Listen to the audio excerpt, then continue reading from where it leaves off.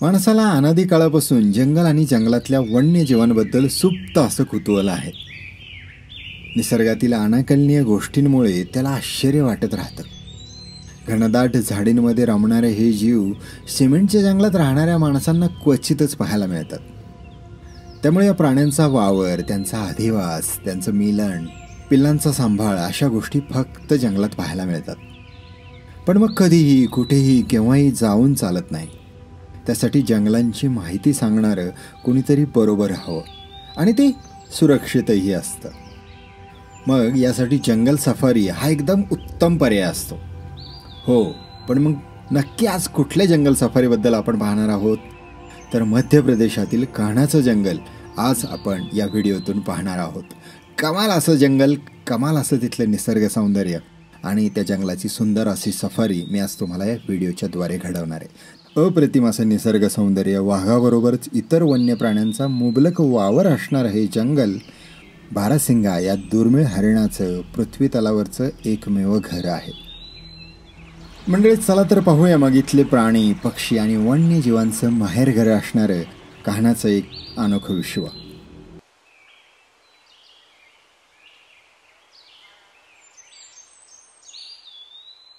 आम्ही भल्या पहाटे हॉटेलवरून इथे खटिया या गेटवर पोहोचलो. मोजके चहाचे स्टॉल्स, दुर्बिणी भाड्याने देणारे दुकानदार, जिप्सीज असा माहोल दिसला. या जंगलाला कोर झोनमध्ये जाण्यासाठी एकूण 3 गेट आहेत. त्यापैकी सरी, मुक्की आणि आम्ही जात असलेलो खटिया या गेटचा समावेश होतो. इथे तिकीटिंग होतं कान्हाचं आणि तिकीटिंगच्या समोरच 2 लाईन लागलेल्या आहेत 10 जिप्सीच्या. आणि इकडे मागे जिप्सी सफारी बुकिंग होतं. राम राम मंडळी, आपण आत्ता आलो आहे कान्हा नॅशनल पार्कमध्ये. सकाळी सकाळी आम्ही 5:15-5:30च्या दरम्यान लाईनला येऊन थांबलो. आमचा दुसराच नंबर आहे. मुक्की नावाचा झोन आहे आमचा. आणि हे जे खटिया गेट आहे, हे खटिया गेट फेमस आहे. इथून 100 जिप्सीज आतमध्ये जातात. या खटिया गेटमधून आत जाऊन मस्त अशी सफारी करणार आहे. बघूया नक्की काय काय पाहायला मिळणार आहे. जंगल कशा प्रकारचं आहे, आतमध्ये फॉरेस्टेशन कसं आहे, आतमध्ये रोड्स कसे आहेत, या सगळ्या गोष्टींची इत्थंभूत मी तुम्हाला माहिती देणार आहे. तेव्हा हा व्हिडिओ शेवटपर्यंत पाहायला विसरू नका. गणपती बाप्पाचं नाव घेऊन आपण या सफारीची सुरुवात करणार आहोत. झकास सफारी असणार आहे. भरपूर आपल्याला प्राणी दिसणार आहेत. हा असा तरी विश्वास आता वाटतोय. सो पाहूया नक्की काय घडणार आहे ते. Let's go.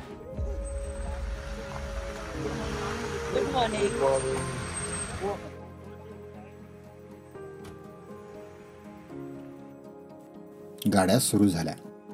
पुणे ते कान्हा नॅशनल पार्क हे अंतर समृद्धी महामार्गाने जवळपास 1020 किलोमीटर इतकं आहे. तर नागपूरहून ते 250 किलोमीटर अंतरावर आहे. कान्हाच्या जंगलाला अनेक वर्षांचा इतिहास लाभला आहे. या उद्यानाची स्थापना 1955 मध्ये झाली.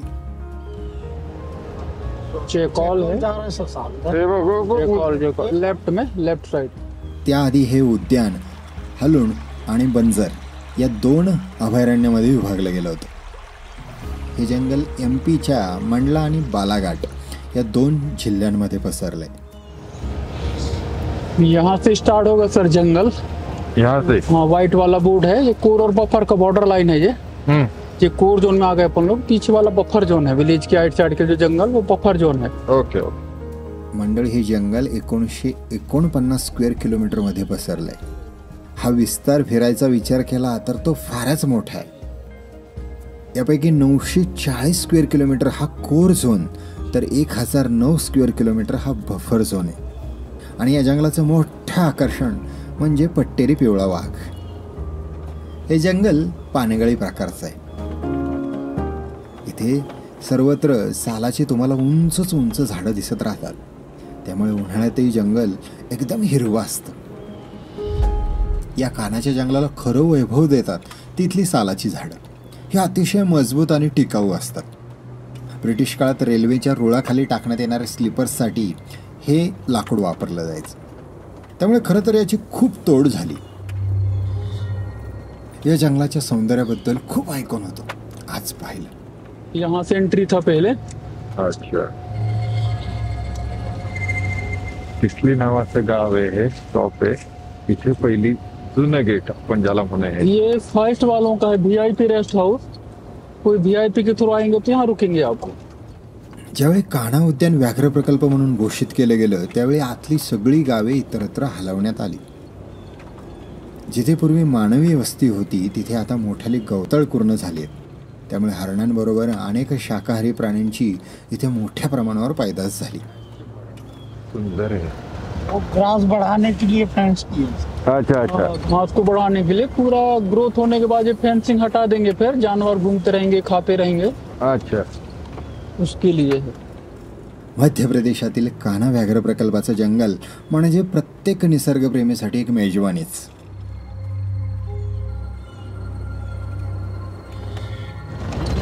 सरी वाला है, ठीक सरी है. वाली साइड से जाते हैं, सरी जोन।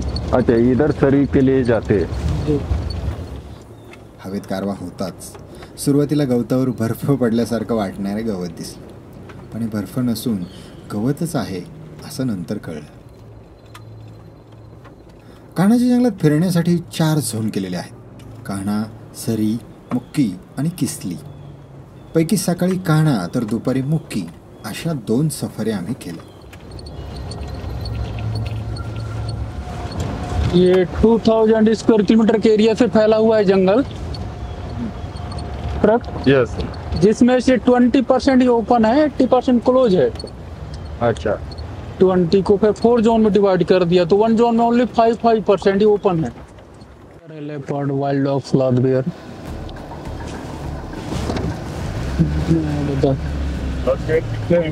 रेयर में है सर, जो वाइल्ड डॉग हो गया, स्लॉथ बेयर, लेपर्ड।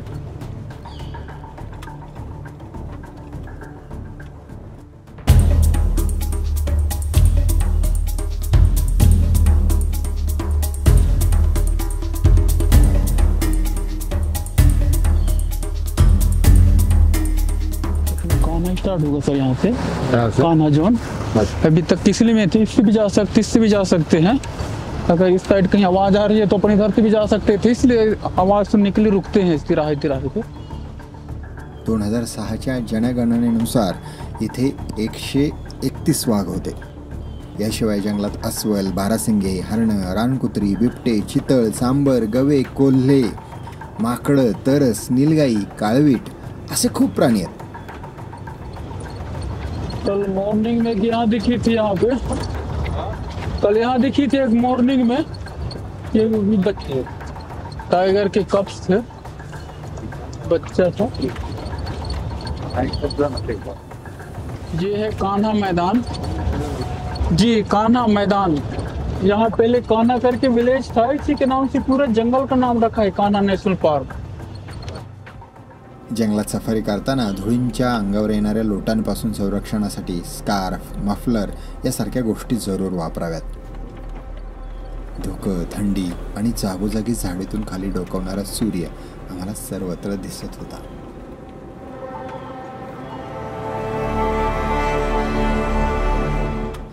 कान्हाचं जंगल उन्हाळा, पावसाळा आणि हिवाळा या 3ही ऋतूत फार वेगळं भासतं.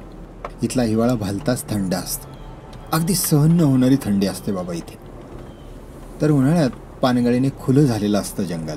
सकाळी रात्री अगदी हवेत गारवा दाटलेला असतो. दुपारी मात्र कडक ऊन पडतं. या उन्हामुळे कमी होणाऱ्या पाणवठ्यांकडे प्राणी जात राहतात. हे जंगल पर्यटकांसाठी अगदी 30 जूनपर्यंत खुलं असतं. त्यानंतर पुढे येणारा पावसाळा हा खरा कान्हाच्या नवनिर्मितीचा काळ असतो. इथे सर्वसाधारणपणे 1400 मिलीमीटर इतका पाऊस पडतो. अमेझिंग व्ह्यू आहे ना, खूप सुंदर आहे.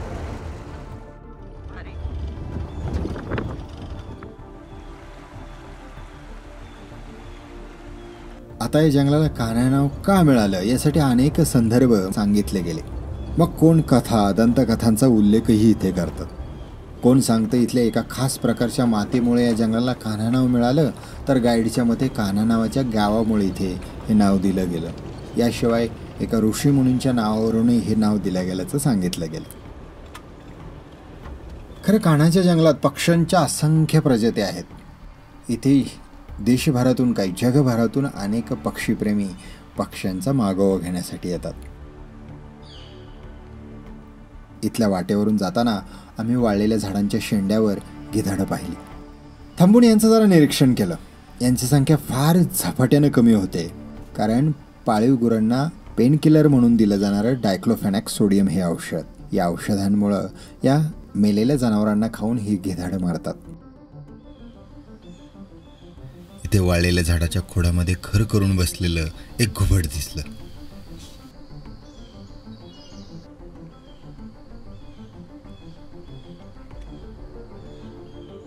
सरपंटी गेले, प्राणी सगळे घाबरून आवाज करून निघून जातात. त्याला ऐकलं की तो येऊन बसलाय बघा.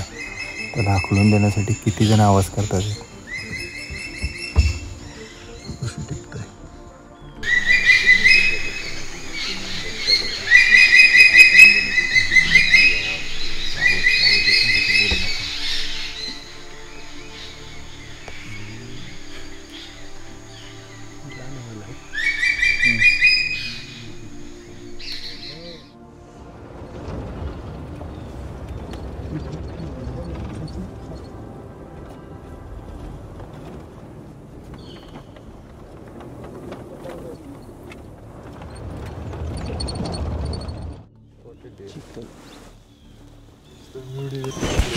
वाघाचा आवाज येतोय, माकडाचा पण आवाज. आजही या परिसरात धार्मिक आणि श्रद्धाळू लोकांसाठी हे एक उत्तम असं श्रद्धास्थान आहे, कारण भमणी दादर या जंगलातल्या भागात श्रवणताल नावाचा एक तलाव अस्तित्वात आहे. इथेच रामायण काळात प्रभू रामचंद्रांचे पिता असलेल्या राजा दशरथानं याच तळ्यावर घागरीत पाणी भरणाऱ्या श्रावण बाळाला आवाजाच्या दिशेने बाण मारला होता. तो तलाव इथे आहे असं सांगितलंय, श्रावणताल तलाव. ताल म्हणजे तलाव. इथल्या मैकल या पर्वतरांगा 7 फुटाच्या पर्वतरांगांशी जुळलेल्या आहेत. त्यामुळे कुठे पर्वतरांगा, दऱ्या, तर कुठे उंच पठारं, सपाट जमिनी, असं अनोखं वैभव इथे पाहायला मिळतं.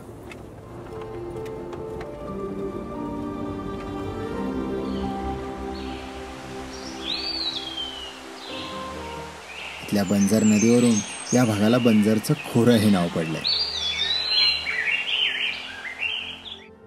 पूर्वी इथे परमिट घेऊन शिकार करणाऱ्यांनी अनेक वाघांची अमाप शिकार केली. पुढे नॅशनल पार्कचा दर्जा मिळाल्यानंतर मात्र हे सगळं बंद झालं. मंडळी, सगळीकडची जंगलं उन्हाळ्यात उघडी असतात, पण कान्हा मात्र याला अपवाद आहे. इथे ही झाडं हिरवी गर्द, भरदार पालवीनं भरून वाऱ्यावर डोलताना दिसतात.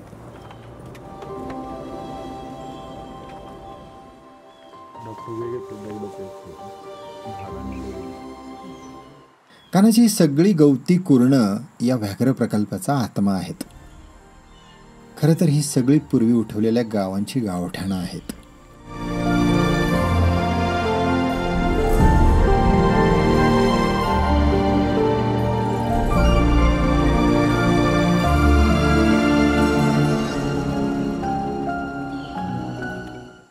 इतक्यात नर चितळाचा कोहर कोहर असा रटिंग कॉल ऐकू आला. चितळांच्या विणीच्या काळात माद्यांना आकर्षित करायला प्रत्येक नर अशा पद्धतीने प्रयत्न करतो. मग हे नर एकमेकांवर वर्चस्व गाजवायला बघतात. यात अनेकदा लढाया होतात. अशीच एक लढाई आम्ही पाहिली.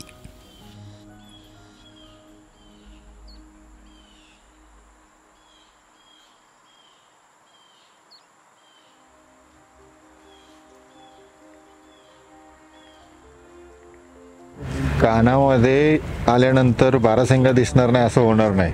बारासिंगा म्हणजे 12पेक्षा जास्त, 12 असतील, 14 असतील, 18पर्यंत ती शिंग जातात, म्हणून त्याला बाराशिंग्या म्हणतात.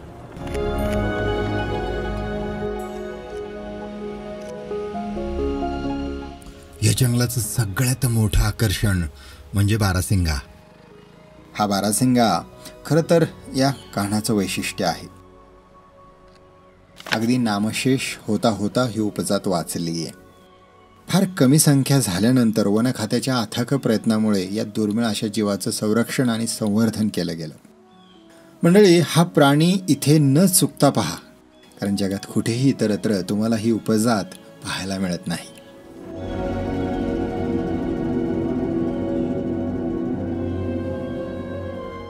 खूप मोठा टायगर आहे, ज्युनियर बजरंग नावाचा, त्याचा हा एरिया आहे. इथे रस्त्याच्या कडेला सकाळच्या कोवळ्या उन्हात वानरांच्या पिलांची एक जोडी व्हिटॅमिन डी घेत बसली होती.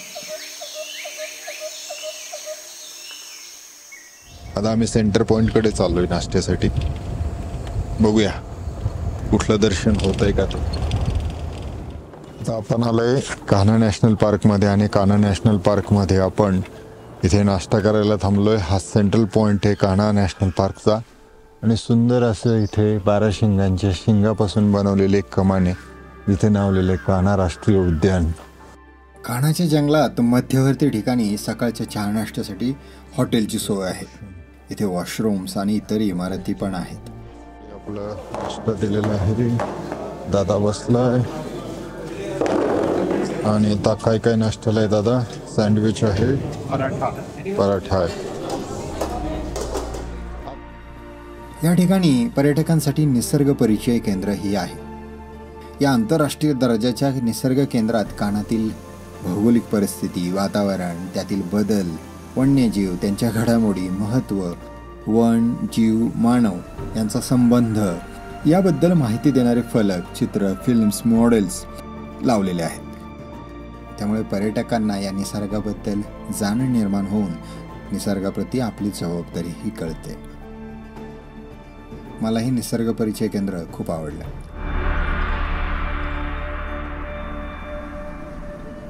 ते दाखवलंय काचेच्या खाली पण आपण पायातून बघू शकतो.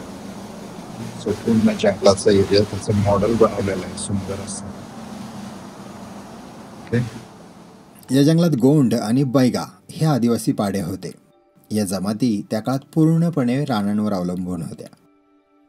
मग शिकार, लाकूड फाटा, चारोळी, मोह, तेंदू, लाख, बांबू यातून त्यांची उपजीविका होत होती. त्यात गुरांच्या चराईमुळे तृणभक्षकांना चारा मिळत नसे. मग ॲनिमल मॅन कॉन्फ्लिक्टमध्ये पुढे समोपचाराने स्थानिकांचा असंतोष मिटवून ही वनं संरक्षित करण्यात आली. बफर झोनमुळे कुशनिंग मिळालं आणि मग कुठे ही जंगलं जरा शांत झाली.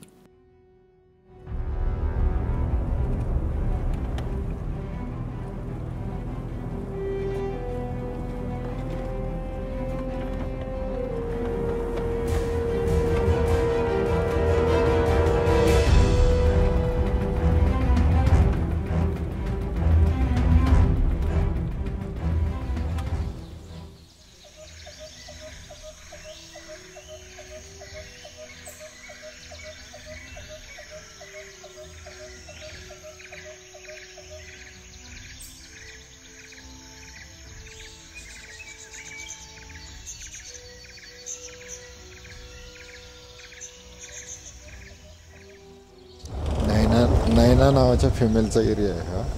या तलावाजवळ उन्हाळ्यामध्ये ते असते. इथे पण पग मार्केट अभी के लगते हैं नाही.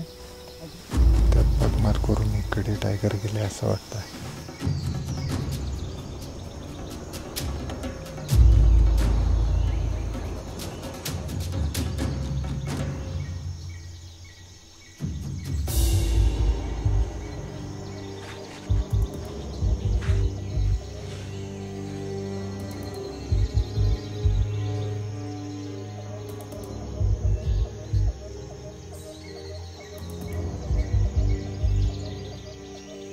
कान्हा मैदानाच्या जवळच आम्ही फिरतो. हे सगळं मोठं मैदान आहे आणि 4-5 टायगरचे पगमार्क मिळालेत. आवाजही येतात आहेत. कॉलिंग पण होत आहे. त्या आतमध्ये आहेत हे पण कळालं आहे, पण ते आता अजून दिसत नाही आहेत. सो आम्ही त्यांच्या आजूबाजूने सगळीकडे फिरतो आहे. टायगर राजा काही अजून दर्शन देत नाही आहे.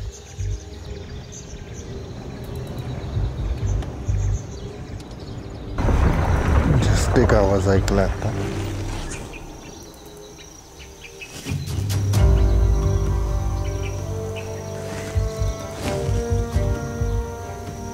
त्या आवाजाच्या दिशेने आपण पाठलाग करतो. तिकडे चाललो.